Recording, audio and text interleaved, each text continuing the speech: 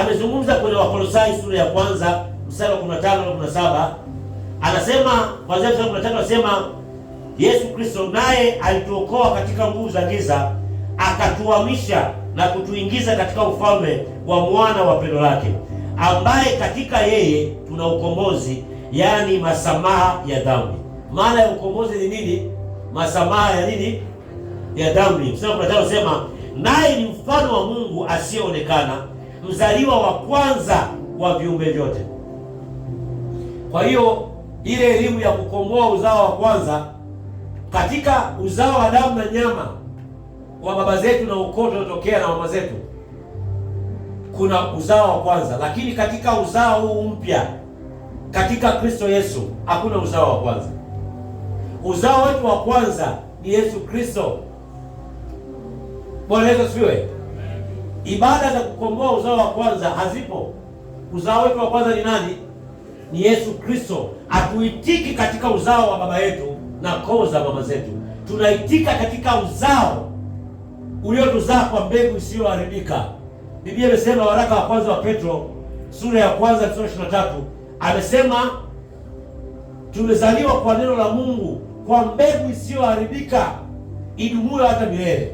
Kwa hiyo kama Kristo Yesu ambaye ndio neno, mbegu isiyoharibika, kama ametuzaa mara ya pili, ametupa neema, kipawa cha neema ya wokovu, atuitiki tena katika koo za baba zetu wala mama zetu.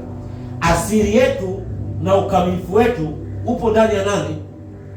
Ya Yesu Kristo, yeye aliye mbegu isiyoharibika ili tuzaa sisi mara ya pili. Bwana Yesu asifiwe. Akasema katika Yohana, andika Yohana sura ya 12 mstari 24, akasema kwamba lazima mbegu ya ngano ifanyaje? Ianguke chini kwenye ardhi, ifukiwe, kisha ioze, ife, ioze, imee. Ikishamea ndio inaweza kafanyaje? Ikatoa matunda mengi. Alikuwa ni fumbo la Yesu Kristo, anajizungumzia yeye mwenyewe kwamba yeye kama mbegu ya ngano lazima atakufa, atazikwa kwenye ardhi. Siku ya kufufuka, siku ya kumea, atazaa matunda mengi. Matunda mengi yalianza kuzaliwa ile siku ya Pentekoste, chumba cha juu, wakiwa watu 120 ikiwemo na Maria ambaye sio bikira tena na ndugu zake wengine waliokusanyika pale wa kumwamini Yesu Kristo. Walizaliwa, walikuwa ni matunda ya mbegu ya ngano ambayo ilianguka katika ardhi iliyokufa na kufufuka. Bwana Yesu asifiwe. Kwa hiyo mimi na wewe ni matunda, ni matokeo. Yeye akiwa ni mzaliwa wa kwanza, sisi ni wazaliwa wengi baada ya mzaliwa wa kwanza Yesu Kristo. Tunaitika katika mbegu iliyotuzaa ambayo ni mbegu ya nani? Ya neno la Mungu. Nisikize vizuri. Amesema kuna watu wengi leo ambao hawana muda na huyu Yesu Kristo aliye chanzo cha uumbaji, bali watu wengi leo wanahangaika na vile vilivyoumbwa au yale mahitaji yaliyotokana na chanzo Yesu Kristo. Ukamilifu wetu uko ndani ya Kristo Yesu, yaani tukiwa ndani ya yeye, vyote vilivyoumbwa ikiwemo uzima, afya na yote tunayohitaji tunayapata, kwa sababu yote yameshikamana pamoja na yeye. Ameendelea kusema pale kwenye ile Wakolosai sura ya kwanza mstari wa 16, anasema kwa kuwa katika yeye vitu vyote viliumbwa, vilivyo mbinguni na vilivyo juu ya nchi, vinavyoonekana visivyoonekana, ikiwa ni vitu vya enzi au sultani au mamlaka, vitu vyote viliumbwa kwa njia yake na kwa ajili yake. Naye amekuwako kabla ya vitu vyote, na vitu vyote kushikamana katika yeye. Tunapaswa kuhangaika na yule ambaye ndiyo chanzo cha vitu vyote, anaitwa Yesu Kristo. Makanisani leo, iwe ni mitume, iwe ni manabii, iwe ni wainjilisti, walimu, wachungaji, kwenye social media, kwenye mitandao ya kijamii, makanisani dunia nzima, watu wanahubiri mahitaji ya watu. Watu hawamhubiri aliye chanzo cha uzima na vyote vilivyoumbwa, hawamhubiri Yesu Kristo. Idadi kubwa watu wanahubiri mahitaji ya watu, yale ambayo saikolojia ya mwanadamu yanayohitaji, ndio watu na ndio watu wanaoyataka. Maana Biblia imeandika, Paulo ameandika katika nyaraka kwa watumishi na nyaraka za kanisa, wakati wa mwisho watu watataka kusikiliza matakwa yao, hawatataka kusikiliza nini Mungu anasema, hawatataka maarifa ya Mungu. Masikio yao yatataka kusikiliza kile wanachokitaka wao, imetabiriwa katika maandiko, katika nyaraka.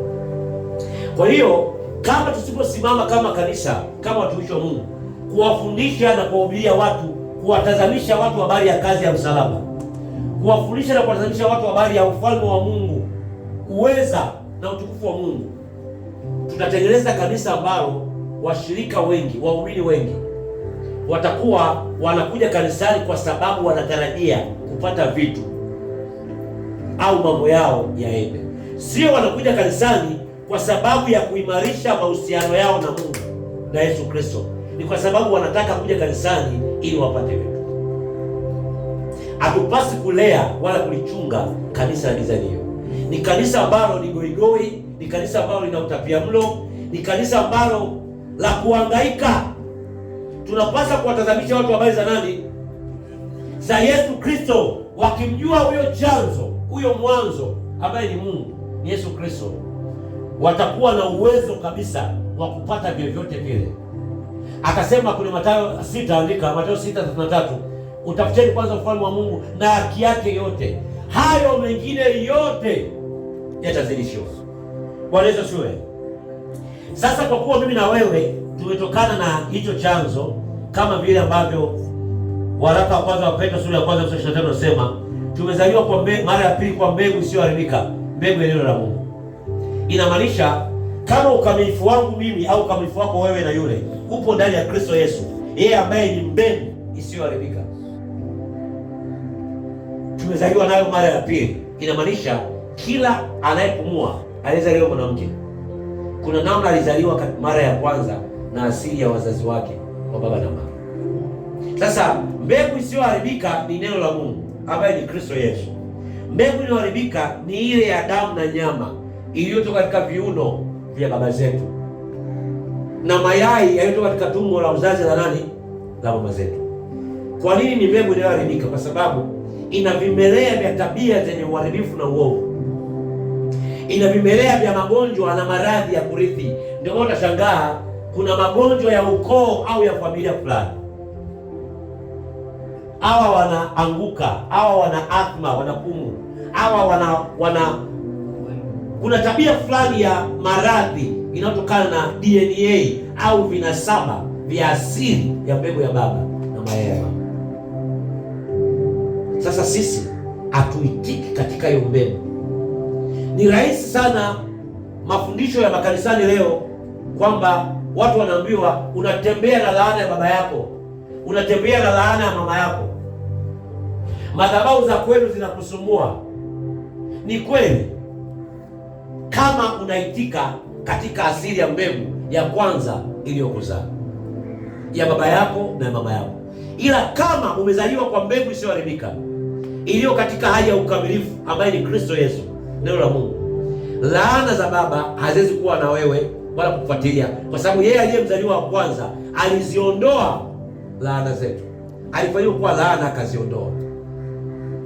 Laana na madhabahu za ukoo hazipaswi kuchukua nguvu kwa mlokole anayemwamini Yesu Kristo.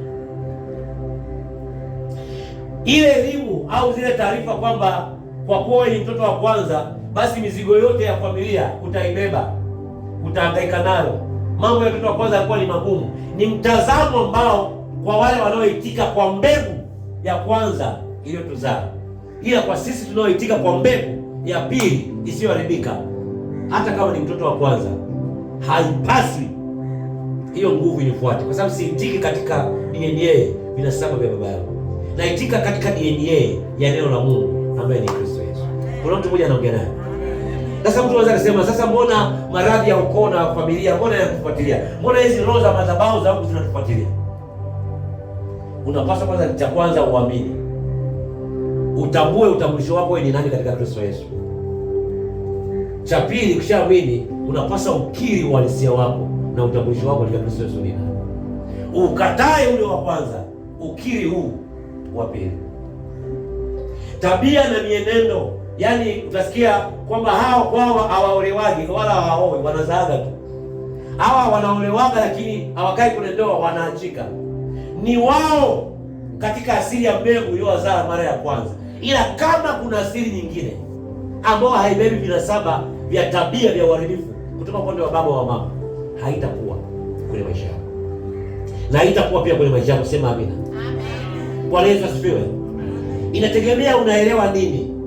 Ni kweli mafundisho yanafundishwa, lakini hatupasi kuwajazia watu uoga, hatupasi kuwajazia watu mafundisho ya hofu. Tunapaswa kuwahubiria na kuwafundisha habari zilizobeba nuru na uzima kwenye maisha yao, ili wakiziamini, wakizikiri, waweze kuishi, kuexperience huo uzima na nuru kwenye maisha yao.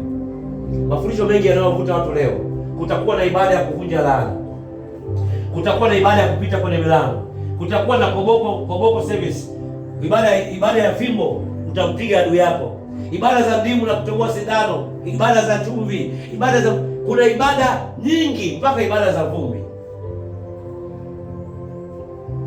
Watu wamuoni Kristo, wanaona vitu, wanaona makorokoro. Elimu hizo ni elimu zinazopingana na uhalisia na utambulisho halisi wa mtu katika Kristo Yesu.